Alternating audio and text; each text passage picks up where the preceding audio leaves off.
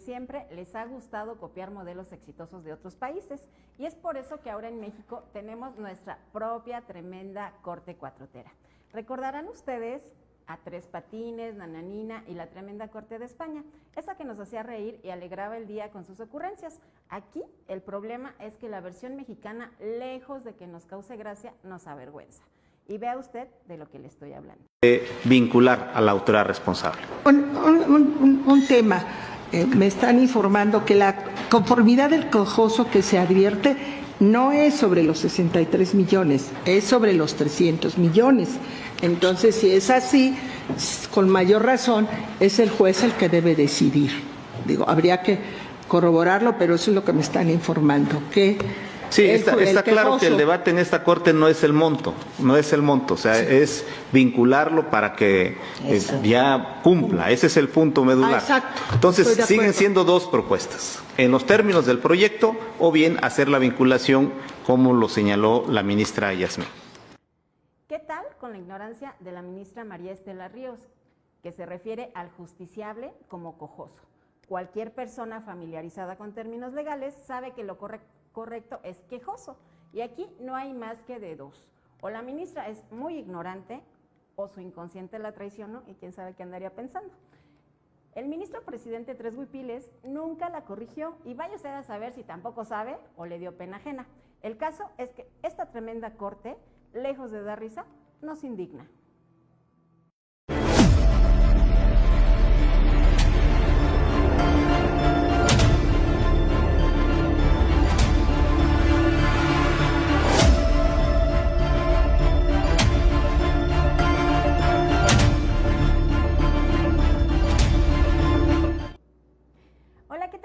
Muy buenas tardes, bienvenidos y bienvenidas a esta nueva edición de Aquelarre Político. Y bueno, pues estoy en compañía de mi querido Max Camposeco. ¿Cómo estás, Max? Muy bien, mi querida Miri, ¿tú? Muy buenas noches al auditorio, buenas noches, Querétaro, ¿cómo estamos? Oye, pues yo aquí con miedo, amigo, porque tú me asustas. Hombre, ni mucho menos. Oye, ¿y de qué va a ser tu análisis el día de hoy? Hoy quiero platicar sobre la ley de planeación, que es una muy buena ley, el sistema de planeación nacional, estatal y municipal, pero no tiene dientes la ley. Y eso permite que los encargados de hacer la planeación nacional, estatal y municipal, pues puedan decirnos lo que quieren y no cumplir. Entonces, sobre eso quisiera hablar el día de hoy y traigo algunos artículos de la ley de planeación que quisiera leer de manera inmediata. El título segundo, capítulo primero, dice del Sistema Estatal de Planeación para el Desarrollo. El artículo 13 dice: se entenderá como planeación estatal al proceso mediante el cual se formulará, ejecutará, controlará y evaluará el Plan Estatal de Desarrollo. La planeación a este nivel buscará la congruencia entre la atención a las necesidades sociales, la distribución equitativa de los recursos y el equilibrio en el desarrollo de las regiones, así como la articulación e integración de esfuerzos sociales y gubernamentales. Entonces vamos de lo general, que es el Estado, a lo particular, que es el municipio. Se entenderá como planeación municipal, ese es el artículo 15 de la Ley de Planeación, se entenderá como planeación municipal al proceso por el cual se formularán, instrumentarán y evaluarán el Plan Municipal de Desarrollo y los programas que de éste se deriven, entre ellos los programas de desarrollo regional y desarrollo metropolitano. El proceso de planeación municipal deberá llevarse a cabo a través de los organismos de coordinación institucional y participación social que señale la respectiva ley que establezca las bases generales para la organización municipal y demás normatividad sobre la materia. El artículo 28 nos habla del Comité de Planeación para el Desarrollo Municipal, que es el órgano rector del proceso de planeación en el municipio, y el 29 nos dice cuáles son las obligaciones del Comité de Planeación para el Desarrollo Municipal. Y en la fracción segunda nos dice que es fomentar las acciones de planeación del desarrollo a nivel municipal. El cuarto, coordinar la elaboración del Plan Municipal de Desarrollo con la participación de los diversos sectores de la sociedad y las dependencias gubernamentales. El séptimo, analizar aquellos programas que impacten en la planeación municipal. El octavo, participar en la elaboración de las propuestas de obra pública. Vamos a quedarnos con la fracción octava, auditorio, no se olviden, participar en la elaboración de la propuesta de la obra municipal. Y el artículo 31 dice que para el desempeño de sus funciones, el Comité de Planeación para el Desarrollo Municipal será asistido por el Consejo de Desarrollo Municipal, CODEMUN, que integrará las propuestas preliminar de las obras que incluyen los programas de desarrollo social para su posterior análisis en el propio Comité de Planeación para el Desarrollo Municipal, por el Consejo Municipal de Participación Social, las organizaciones, agrupaciones y otros consejos cuyas actividades impacten en el desarrollo del municipio y en los procesos de descentralización en los que participe. Y ya para concluir leo 3 artículos más. El 46 dice, al Comité de Planeación para el Desarrollo Municipal corresponderá la elaboración del Plan Municipal de Desarrollo respectivo y al Ayuntamiento tocará su estudio y aprobación. Aguas cuando Max está leyendo artículos porque está sustentando algo que viene fuerte. Luego hablamos del artículo 47, dice, el Plan Municipal de Desarrollo tendrá una duración de 3 años. Y el artículo 50 dice, el presidente municipal presentará el Plan Municipal de Desarrollo a más tardar el 31 de marzo del año que inicie su gestión. ¿Por qué estoy platicando todo esto, auditorio? La ley de planeación obliga a los candidatos que ganan la elección a hacer, una vez que son ejecutivos, llámese estatal, municipal o federal, hacer un plan nacional, un plan estatal, un plan municipal de desarrollo, donde ellos deben de plasmar no solo las propuestas por las que los ciudadanos votamos por ellos. Ellos nos convencieron diciendo, hubo algún candidato que dijo que si él fuera presidente la gasolina valdría 10 pesos. La gasolina nunca costó 10 pesos. Bueno, sí, para los Guachicoleros. para los fiscales, guachicoleros. sí. Para los fiscales, sí. Para los guachicoleros fiscales sí les costó 10 A lo pesos. mejor sí. Hubo otro candidato que dijo el doble de seguridad y la mitad de tráfico. No, hizo todo lo contrario. No. El doble de tráfico y la mitad de seguridad. Y no pasó. Y dentro de las propuestas se tienen que integrar al Plan Municipal de Desarrollo, al Plan Estatal o al Plan Nacional. En este caso solo me voy a referir al Plan Municipal. Se tienen que incluir en el Plan Municipal, independientemente de esta gran convocatoria que tiene que hacer el área correspondiente de planeación del municipio, donde integra a la sociedad civil, a las dependencias del municipio y a la sociedad civil organizada, universidades, para que enriquezcan esta hoja de ruta que es con lo que el municipio va a trabajar los siguientes 3 años.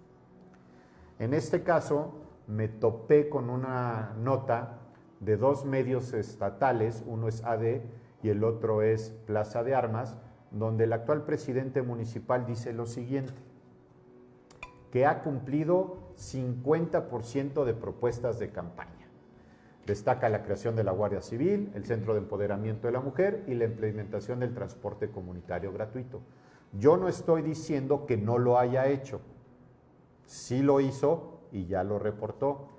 Aquí el problema que tiene el presidente municipal y los otros 17 presidentes municipales del estado de Querétaro, así como el gobernador, es que el grupo AD Comunicaciones creó un monitor de promesas de campaña que viene operando desde el 2018. Y en el 2024 al 2027, más bien en el 2024, el candidato Felipe Fernando hizo 110 promesas de campaña. 110 promesas de campaña. Según el monitor de AD Comunicaciones, ¿cuántas crees que ha cumplido? No tengo idea, pero seguramente tú sí sabes. Yo sí lo sé. Y según el monitor de promesas de campaña, ha cumplido 30 promesas de campaña de 110, lo que se traduce que si dividimos 30 promesas de campaña entre 110 propuestas, nos da un porcentaje del 27.27. No el 50. Entonces, valdría la pena que los encargados, el coordinador de gabinete, la secretaria de planeación del municipio, pues nos dijeran por qué el presidente municipal está reportando un 50% de promesas cumplidas cuando ha sido el 27.27. mismo que en este momento aparecerá en pantalla del monitor de promesas de campaña de ADE Comunicaciones, cuáles son las que aparecen en un color distinto, son las que ya cumplió el presidente municipal y el avance que ha tenido. Aquí podemos ver en el caso del acordado por el Cabildo Metropolitano, el 911 Metropolitano, para mejorar la respuesta. De estas 10 ha sido la única que ha cumplido. En el número está construcción de zonas jóvenes, espacios para la convivencia y desarrollo de niñas y niños y adolescentes. 3, limpieza de grafitis y recuperación de espacios urbanos. 4, intervención a infractores con problemas de adicciones. 5, protección a víctimas de violencia de género. Si pasamos al siguiente, también se va a ver que en los siguientes rubros pues ha cumplido una voz. En seguridad es en la que más ha cumplido, Miri, en tu tema fuerte, fíjate. Oye, a ver, te voy a interrumpir tantito. ¿Nos podrías regresar al cartón anterior, por favor, productor? ¿Sabes qué, amigo? En el tema 4, intervención a infractores con problemas de adicciones, esa sí la ha cumplido. Y eso sí te lo puedo decir yo porque en 2 ocasiones hemos derivado a 2 personajes que tienen problemas de adicción y que cometieron delitos, pero como el Ministerio Público no los considera que son, ¿cómo se llama? ¿Cuál es esa palabra legal? No los considera que son responsables por su problema de adicción que tienen, pues no les hace nada, entonces fueron derivados a un centro estatal contra las adicciones. Aquí tendríamos entonces, que creo poder que la 4 sí. ser en un universo de adictos en el municipio de Querétaro. No tengo ese dato, sería muy bueno conocerlo. Sí, digo, yo no tengo idea cuántos sean, pero a mí sí me consta que por lo menos 2 sí. Si 2 en un universo de 1000, pues sí, tendríamos... no tengo idea. No pintaría, pero bueno, vamos a tomar como válida tu comentario, entonces vamos a pensar que sean 31, entonces a lo mejor es un 28, 29% de sus promesas cumplidas. Muy bien. En materia de seguridad es donde más ha cumplido, ha reducido los tiempos de respuesta en la línea de emergencias a menos de 10 minutos en el 911. Su promesa 2 fue incrementar en 300 nuevos policías durante su trienio. No ha acabado el trienio, pero en este primer año pues no se ha visto este incremento. 3, invertir 1.500 millones de pesos presupuesto en materia de seguridad, tampoco se ha cumplido. Buscar recuperar los módulos de seguridad de la Secretaría de Seguridad Pública, no ha cumplido. El 5 sí lo ha cumplido, que es invertir recursos para adquirir las 100 patrullas extras de la Secretaría de Seguridad y se implementará una nueva estrategia. Yo no sé si se invirtió el dinero porque por ahí Radio Pasillo me dijo que había sido un arrendamiento, que estaban arrendando las patrullas, que no se habían comprado. Entonces, pues si es un arrendamiento, pues se está pagando una renta, no es una inversión, pues sí, se tienen las patrullas, pero no son propiedad del municipio. 6, dar continuidad a las prestaciones y salarios de los policías, que bueno, festejamos eso porque no hay mejor cosa que tengan la seguridad económica los agentes de los policías y su familia. El 7, crear la Guardia Turística, no se ha hecho, con facultades de sanción administrativas para la vigilancia permanente del centro histórico. La 8, actualizar los reglamentos municipales para la aplicación de ley y privilegiar el orden, ya se hizo, lo felicitamos. 9, instalación de botones de asistencia y cámaras de videovigilancia en barrios tradicionales, todavía no se cumple. 10, implementar el programa Somos Querétaro, Contigo Prevenimos, tampoco se ha llevado a cabo. En el siguiente rubro, en salud, ya emprendió una campaña de difusión, sensibilización sobre el autismo, efectuar los censos para las personas con espectro autista y con algunas... Aquí quiero hacerte un comentario. La doctora Mercedes Palacios está haciendo una gran labor en el DIF municipal, llevando todos estos programas a las comunidades, a las colonias y a los barrios, que han sido muy exitosos y está ayudando mucho a la gente. Entonces, le mandamos un gran saludo a la doctora y que siga haciendo esta gran labor social a favor de los queretanos. En materia de salud, de 5 propuestas de campaña, ha cumplido 2. En educación y cultura, tenemos pues 9 propuestas aquí que podrán ver auditorio en su pantalla.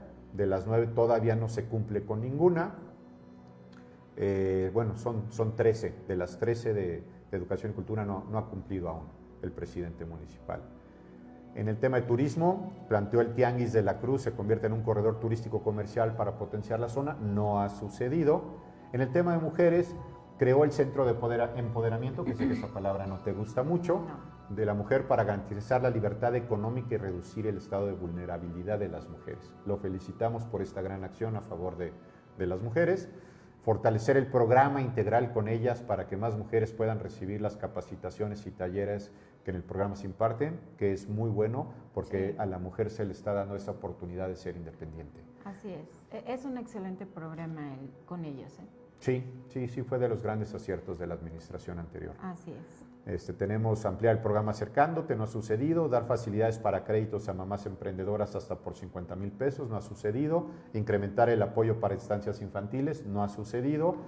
Tenemos el número 6, que es ampliar la cobertura de las universidades de la mujer, no ha sucedido. Y el 7 aseguró que el 50% de su gabinete estará compuesto por mujeres, no cumplió. En el tema de agua son 3 promesas de campaña que no cumplió. En el caso de servicios públicos, tenemos que ha brindado la atención a los baches en vialidades en un tiempo entre 24 y 48 horas. Qué bueno, porque Querétaro está lleno de baches y más con estas lluvias se nota la deficiencia que ha habido en las vialidades y en las personas que están construyendo las vialidades. Implementar un seguro anclado al predial, que se aplicará cuando el bache cause daños, no ha cumplido. Destinar 180 millones de pesos anuales en la reparación de vialidades. Leí una nota donde va a destinar 300 millones de pesos a vialidades a partir del 1 de octubre. Y aquí regresamos al punto del programa pasado, donde a 2 empresas les asignaron un presupuesto de 49.993.000 y 49.995.000 para que en un mes le dieran mantenimiento a las vialidades del municipio de Querétaro. Entonces allá tenemos 100 millones a 2 empresas en un mes, aquí va a destinar apenas 180 y no ha cumplido.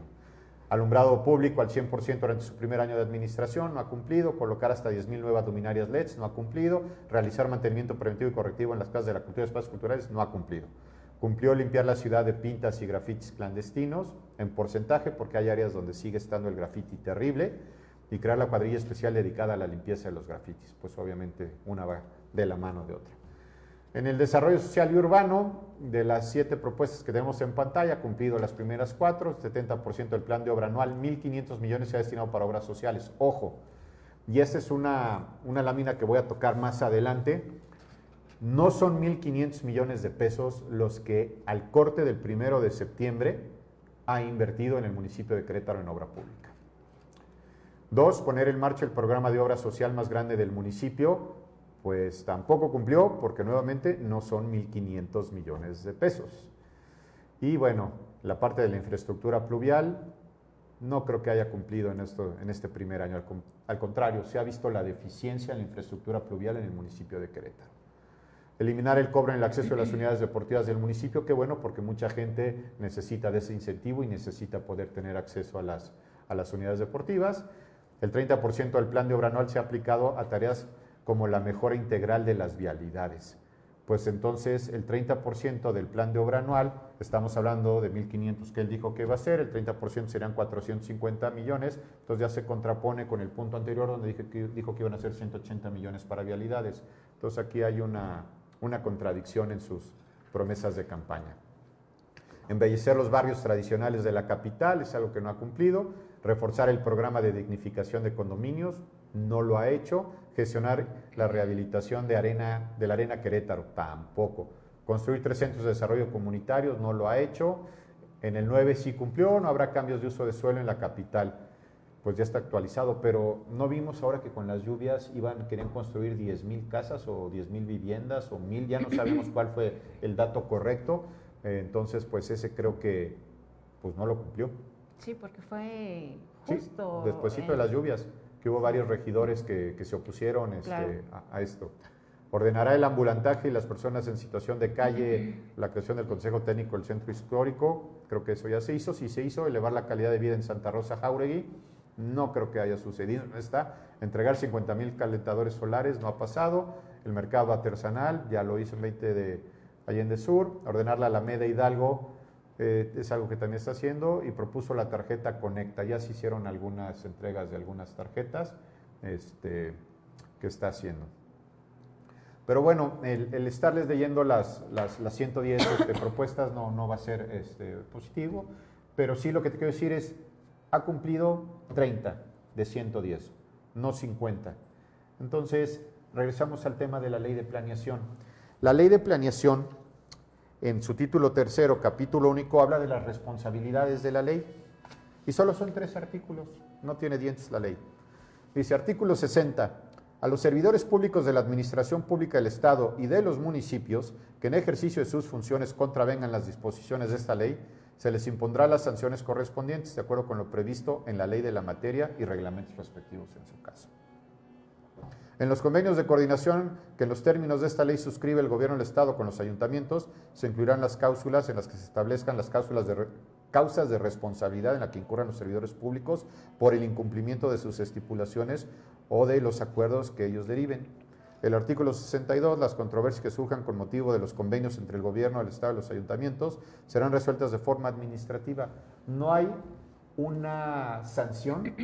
Si yo en mi plan municipal de desarrollo dije que iba a disminuir la inseguridad a la mitad y el tráfico a la mitad y el doble de seguridad y no lo hice, no pasa nada. Yo puedo decir lo que yo quiera. Fíjate que ahorita que estás mencionando esto, yo me acuerdo cuando Peña estaba en campaña y que incluso firmaba ante notarios sus propuestas.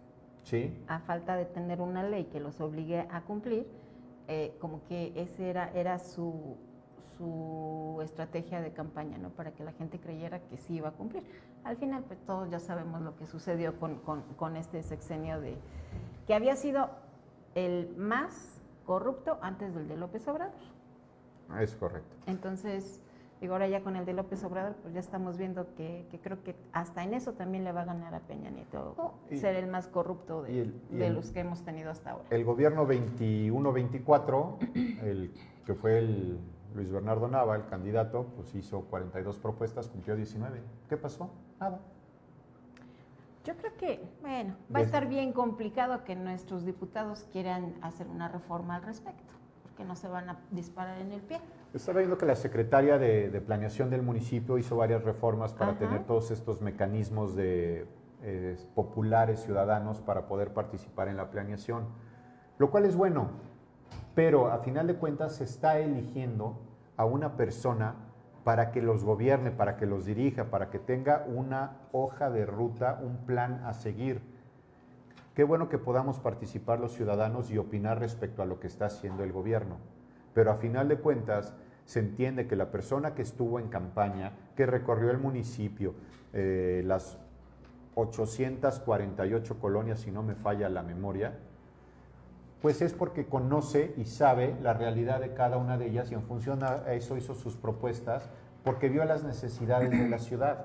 Y porque la gente le manifestó cuáles eran las necesidades. Le manifestó, ¿no? Y le tuvo la confianza para darle su voto. Así es. Entonces, ¿cómo es posible que una vez que llega y se sienta en la silla y hace el ejecutivo, pues se olvida de todo lo que prometió que iba a hacer en el municipio y en las distintas comunidades y en las distintas colonias? Eso es lo que está mal. Y lo peor de todo es que no haya una sanción ejemplar para estos servidores públicos y que a final de cuentas ellos tengan la facultad de poder hacer estas obras, estos grandes elefantes blancos, que no les sirven a las colonias y a las comunidades, y ellos pueden destinar estas grandes cantidades de dinero para hacer lo que ellos quieran, como lo platicamos en el episodio pasado. Imagínate, de las que fueron las licitaciones públicas, si no me falla la memoria, eran 54 obras de licitación pública de 20 obras, que 459 obras, eran 45 licitaciones públicas. El 10% de las obras del total de la licitación pública se llevaron el 60% del presupuesto. El 10% del total de las obras tuvo el 60%. Y esas obras por licitación pública no beneficiaron más que a una parte muy reducida de la sociedad en Querétaro.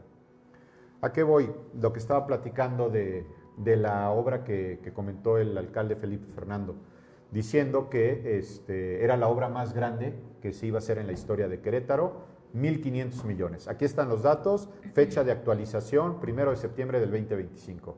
Ha ejecutado 56 obras beneficiado a 31 colonias de 848 y se ha gastado 547 millones. Al 1 de septiembre ha terminado 18 obras, hay 35 en progreso y hay 2 aprobadas. 2 aprobadas. Entonces, si hacemos aquí la suma de lo que ellos están reportando, 18 y 2 son 20 y 35 son 55, no son 56. Entonces ya de entrada tenemos ahí un error por parte de las personas que alimentan esta página, que es información pública que está en la página del municipio, como podrán ver en el link que se tiene. Y es importante de verdad y volverlo a mencionar, los micrófonos de Aquelarre Político están abiertos totalmente para que hagan su uso de derecho de réplica. Si en algo no están de acuerdo, si se cometió alguna imprecisión, que lo dudo mucho porque aquí el señor de que se encarga de hacer investigaciones y es muy meticuloso y exhaustivo con esto, pues lo es, pero está abierto el micrófono para si alguien del municipio desea venir y hacer alguna aclaración, con muchísimo gusto lo podemos recibir. Y bueno, pues mi querido Max, es complicado este tema, me parece que ya en la legislatura tendrían que empezar a platicar qué es lo que se tiene que hacer en base a esto, porque es muy cierto, de nada sirve que nos reunamos para realizar el Plan Nacional de Desarrollo, porque nos convocan a, digo, en mi caso pues he participado varias veces en todo lo que se refiere al Plan Estatal de Seguridad o el Plan Municipal. ¿Y de qué sirve que vayamos a participar si al final pues es un documento que termina en letra muerta porque no se lleva a cabo todo lo que ahí se imprime, se manifiesta, ¿no? Mira, vamos a quedarnos en lo local. La obra, el paquete de obra más grande en la historia del municipio, 1.500 millones.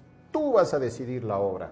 Y generaron su aplicación, la gente participó, se volcó, no sé cuántos miles de millones de pesos habrán mandado en propuestas de obra. ¿Dónde están?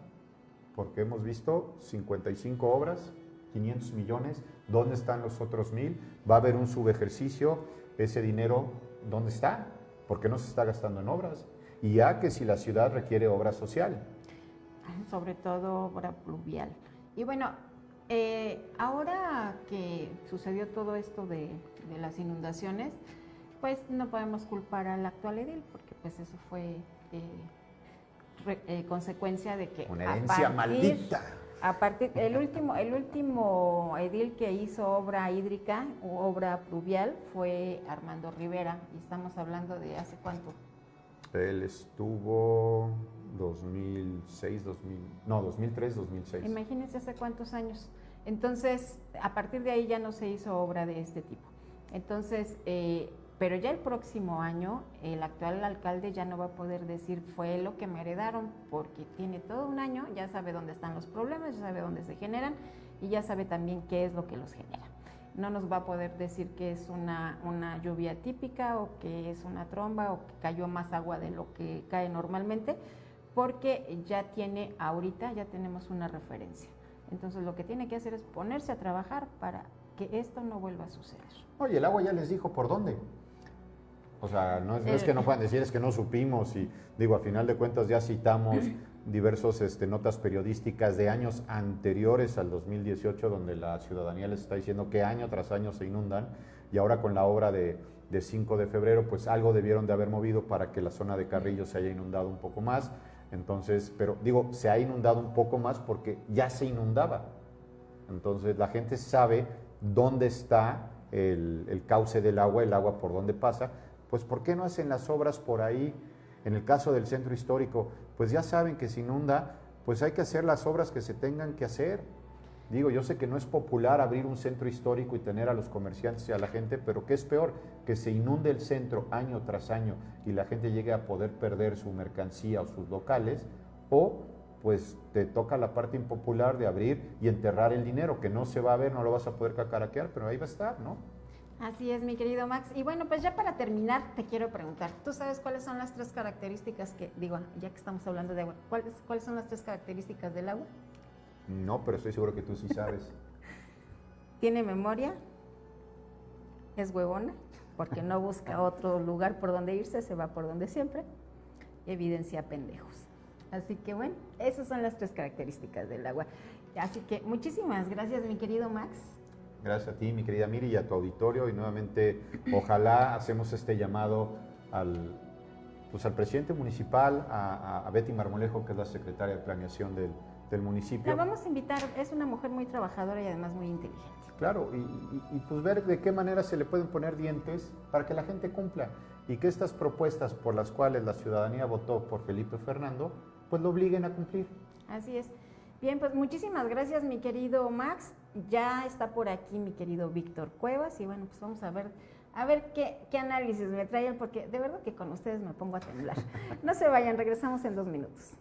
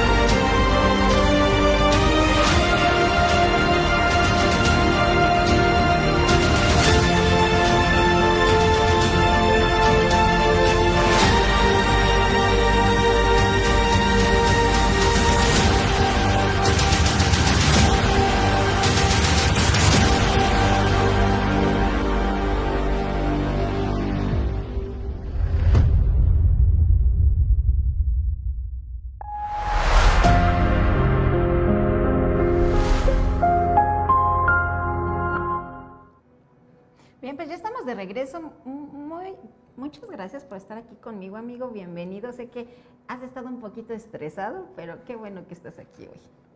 Efectivamente, mi querida Miriam, ha sido unas semanas bastante intensas, de mucha actividad, de mucho trabajo, pero es ese trabajo que reconforta porque da muy buenos resultados.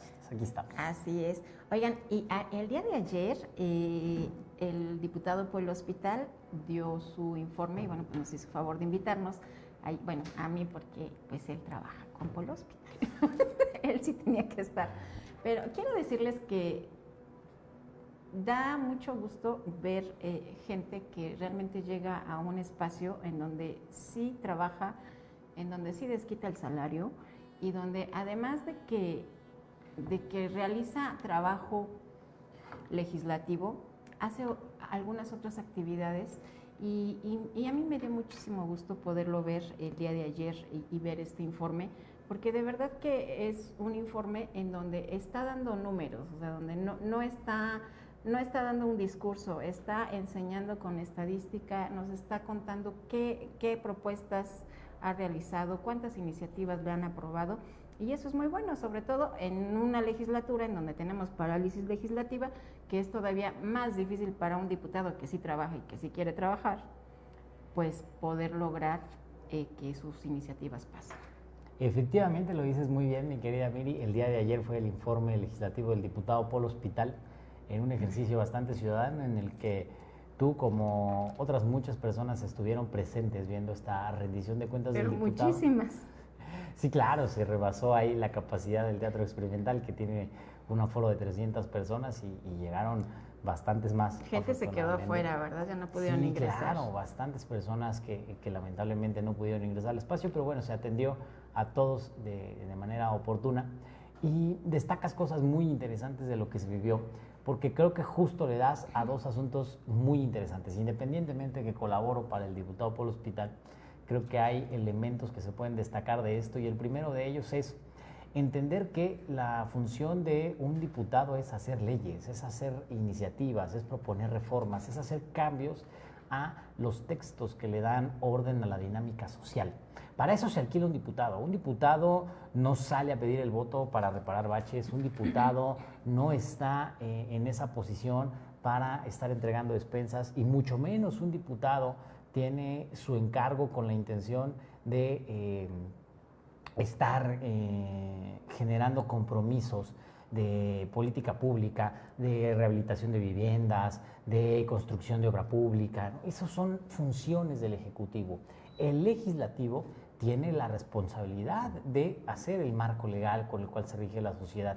Y eso es algo que muchos políticos no entienden, porque piensan que estar en la Cámara de Diputados es estar haciendo gestión, y es parte de las responsabilidades que pueden llegar a ser, pero su prioridad es la de hacer leyes. Y lo que sucede es que vemos que no solamente en Querétaro, sino en todo el país, hay una visión de que los diputados no trabajan. ¿Por qué? Pues porque la gran mayoría de los diputados no lo hacen, no presentan leyes.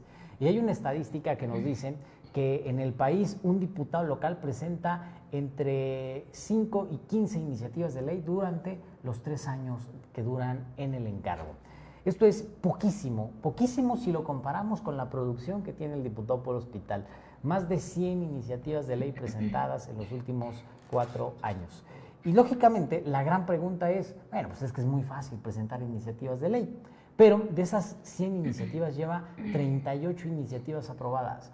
¿Y qué dice el promedio nacional?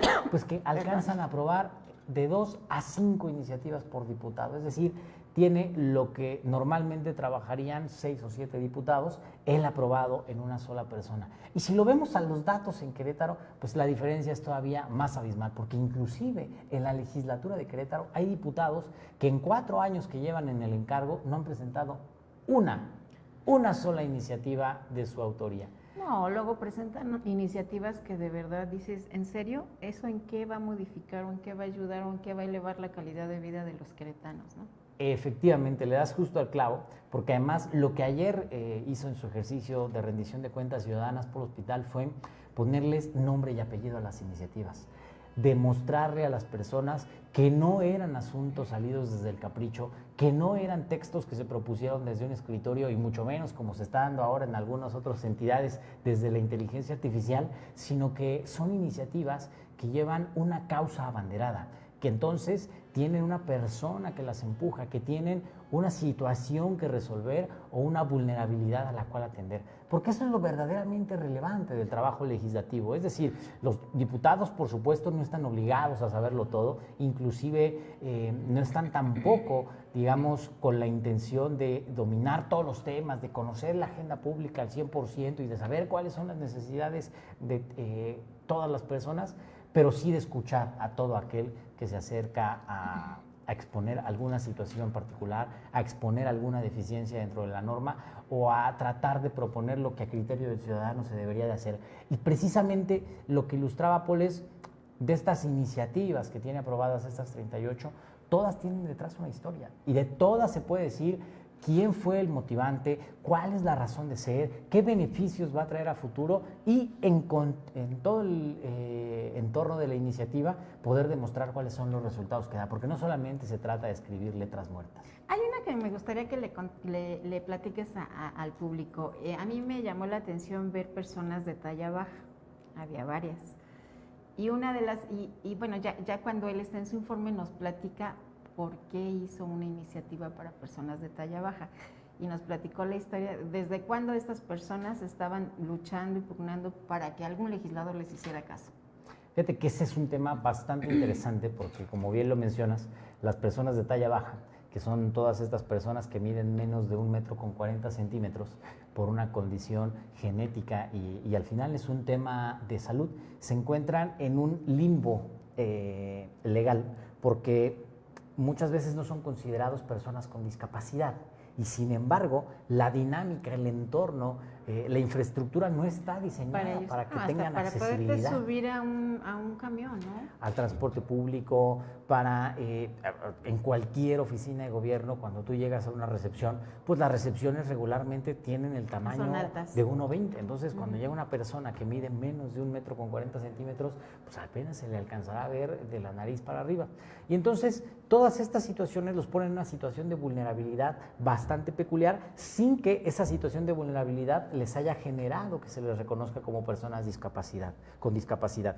Y lamentablemente, precisamente por esa vulnerabilidad, atraviesan por un viacrucis durante 9 años. 9 años que este colectivo de personas con talla baja que busca la dignidad de las personas con estas condiciones, pues que estuvieron insistiendo en cosas que al final terminan siendo muy simples de ejecutar. La primera de ellas es el escalón universal y no es otra cosa más que habilitar en todos los espacios públicos un escalón que les dé 30 centímetros más de altura. Entonces, si estamos hablando que son personas de menos de 1,40 m, pues que con esto lleguen a una altura de 1,70 m, que ya es una altura promedio normal para el cual están diseñados, digamos, todos los espacios. Y es de verdad inconcebible que había resistencia por generar esto, que es muy similar a la obligación que tienen los espacios públicos de tener rampas de acceso para personas en silla de ruedas. Así es. O la obligación que tienen los espacios públicos a tener sanitarios habilitados precisamente para que personas con una discapacidad de movilidad puedan hacer uso de estos servicios. Es exactamente lo mismo, pero había una resistencia para generarlo. Inclusive se atrevían a decir que no había presupuesto para tener un escalón universal en todas las oficinas de gobierno. Se logró, se empujó dentro de la ley y además la ley ahora permite reconocerlos como personas con discapacidad. ¿Y qué te da el hecho de que te reconozcan como persona con discapacidad? La posibilidad entonces de acceder a ciertos programas sociales, a ciertas políticas públicas y a ciertas dinámicas en las que se atiende precisamente a las personas que tienen una vulnerabilidad física que los pone en una condición de discapacidad. Y esto te lo vinculo con una iniciativa que está trabajando el diputado en su oficina que está bastante interesante porque tiene que ver con una materia de atención a personas con vulnerabilidad y es particularmente las personas que padecen algún síndrome de Down. Okay. Estas personas que padecen algún síndrome de Down, si bien están catalogadas como personas con discapacidad, la realidad es que con terapia, con acompañamiento, sobre todo con estas terapias ocupacionales que se les llaman, pueden aspirar a tener una vida bastante digna, bastante cercana a lo que tendría una persona normal. Sí. Y uno de esos elementos de acceder a una vida lo más digna posible, aún en su condición de discapacidad, es que hay distintas empresas que tienen la vocación para contratarlos, que tienen la voluntad de darles un empleo en funciones, en actividades que ellos pueden desarrollar. Pero ¿qué sucede? Que al momento de que acceden a un empleo y se dan de alta en el Seguro Social, pierden la condición de ser personas con discapacidad. Y el detalle es que, evidentemente, mientras estén de alta laboral, pues van a estar generando percepción y van a tener derecho a la seguridad social. Pero una vez que por alguna situación dejan ese empleo, ya no regresan a su condición de personas con discapacidad y pierden entonces la seguridad social pública que les brindaban por el hecho de estar en una condición de discapacidad.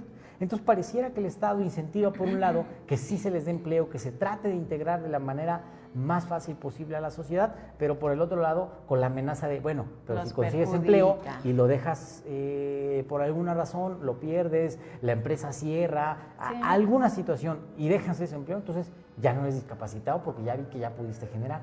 Y eso los pone en una situación entre la espada y la pared porque son personas que legítimamente tienen la aspiración a tener mejores condiciones y calidad de vida, pero por otro lado también tienen el miedo de no sé si el empleador va a estar de acuerdo con mis capacidades, no sé si el empleador va a tener éxito en su emprendimiento, en fin. O como cualquier persona que pues de repente ya no estás a gusto en ese empleo y renuncias, ¿no? Efectivamente. Y entonces, digamos, esto ejemplifica muy bien, por un lado, algo que ya fue un éxito, que ya se aprobó, y otra que se está trabajando para tratar de encontrarle una causa y una salida lo suficientemente buena para terminar. Al final, lo que debe hacer la norma es ser justa, y la justicia implica equilibrar las posiciones de todos los interesados. Ay, mi querido. Pues fíjense que de verdad, entre esas hay otras iniciativas más, y espero que también algún día de estos venga Paul para que nos las venga a platicar, amigo. Hubo algunas que tenían que ver con, bueno, la de la violencia vicaria, que es una que ya nos debían desde hace mucho tiempo y que pues ya logró empujar el diputado. Esa iniciativa de violencia vicaria, fíjate, tiene Perdón. sus dos momentos. El primero está en que lo que se logró ya es el reconocimiento de la violencia vicaria en la ley para el acceso a las mujeres a una vida libre de violencia. Y con esto lo que se permite es nombrar al caso particular de aquellas personas que pretenden dañar a la expareja a partir de hacerle daño a los hijos. A los hijos. El hecho de que se nombre ya permite a los juzgadores, particularmente a los que juzgan en materia civil y familiar, poder ponerle una categoría a lo que antes simple y sencillamente no era considerado violencia porque no había forma de demostrarlo legalmente en la norma. Ahora lo que se está trabajando y se está empujando, y seguramente será algo que les podrán compartir buenas noticias antes de que termine esta legislatura, es que al mismo tiempo que ya está reconocida la violencia vicaria como una actitud que lesiona el entorno social, que se pueda tipificar como delito. Y entonces al momento de tipificarlo como delito, la autoridad ya tendría elementos, brazos, armas para salir a combatirlo, para salir a perseguir a todas aquellas personas que le hacen daño a su expareja a través de lastimar o lesionar a los hijos. Y eso me parece que es fundamental.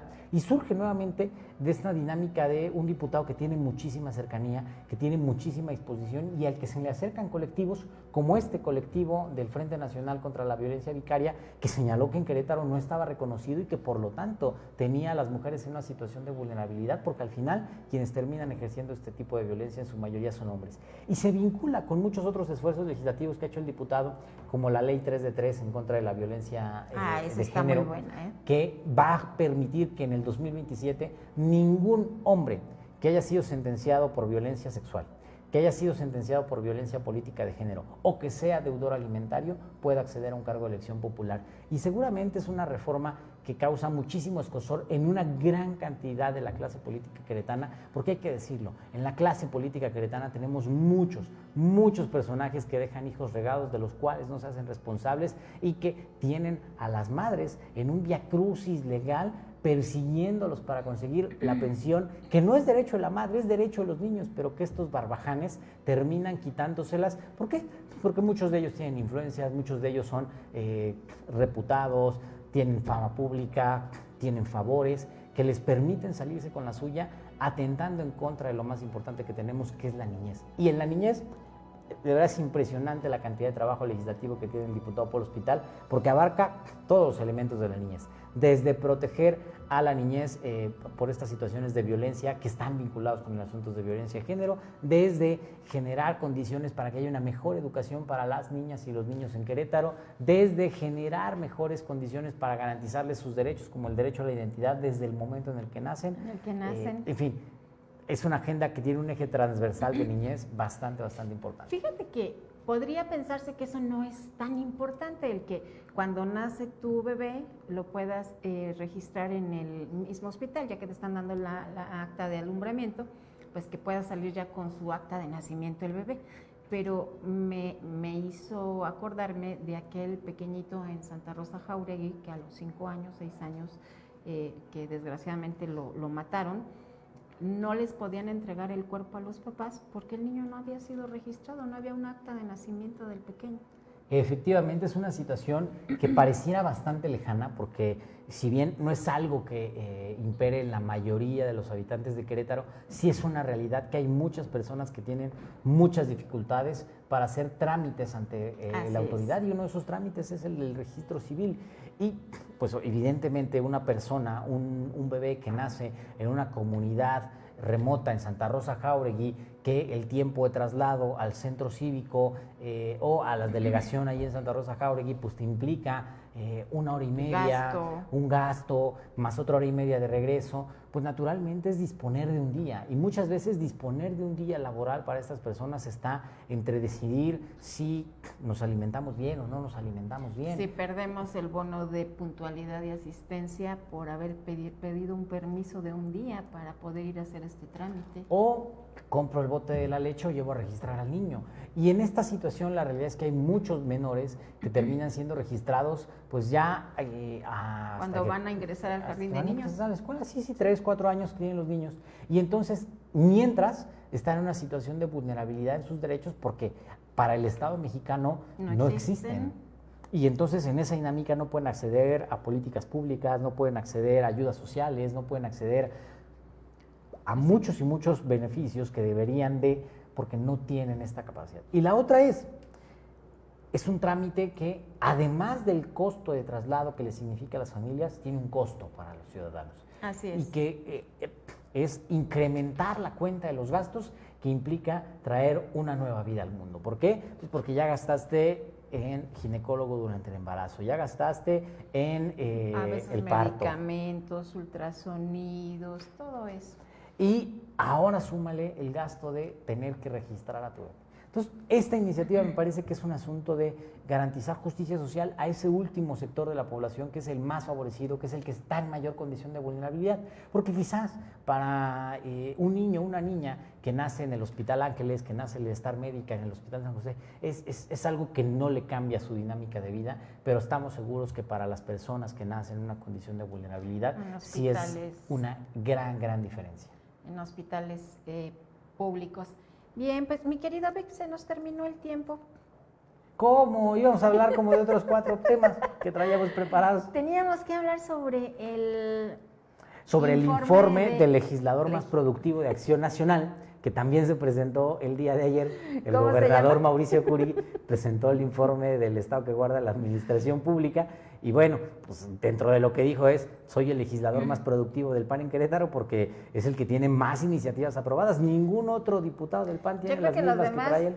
Los demás diputados panistas ya deberían de pasarle su dieta o su salario porque pues él es el que está legislando. Él es el que les está haciendo la chamba. De verdad es que es algo impresionante que se den estas cosas en esta, que es la legislatura más cara de todo el país y la menos productiva. Y aún con eso tenemos al diputado más productivo no solo de Querétaro, sino de todo el país, el Movimiento Ciudadano, Polo Hospital.